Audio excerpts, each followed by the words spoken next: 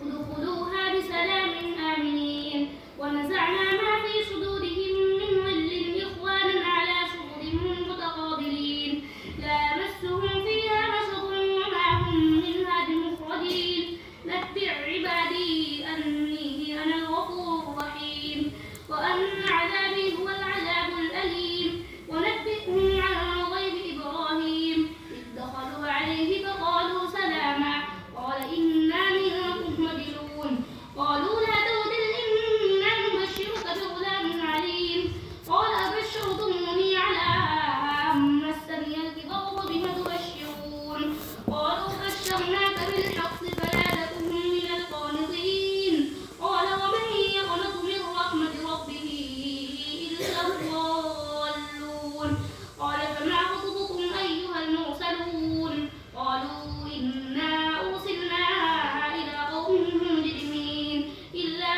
آل لوط إنا لمنجوهم أجمعين إلا امرأته قدرناها إنها لمن الغابرين وإن يكذبوك فقد كذبت قبلهم وإن يكذبوك فقد كذبت قبلهم قوم نوح وعاد وثمود وقوم إبراهيم وقوم لوط وأصحاب مدين وكل موسى فأمليت للكافرين ثم أخذتهم فكيف كان نكير فكأين من قرية أهلكناها وهي ظالمة فهي خاوية على عروشها وبئر معطلة وقصر مشيد أفلم يسيروا في الأرض فتكون لهم قلوب يعقلون بها أو آذان يسمعون بها فإنها لا تعمى الأبصار ولكن تعمى القلوب التي في الصدور ويستعجلونك بالعذاب ولن يخلف الله وعده وإن يوم عند ربك كألف سنة مما تعدون وكأين من قرية أمليت لها وهي ظالمة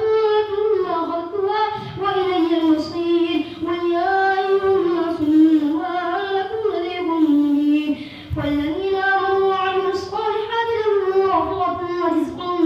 كريم والذين سعوا في آياتنا معاجزين أولئك أصحاب الجحيم وما أرسلنا في قبلك من رسول ولا نبي إلا إذا تمنى ألقى الشيطان في أمنيته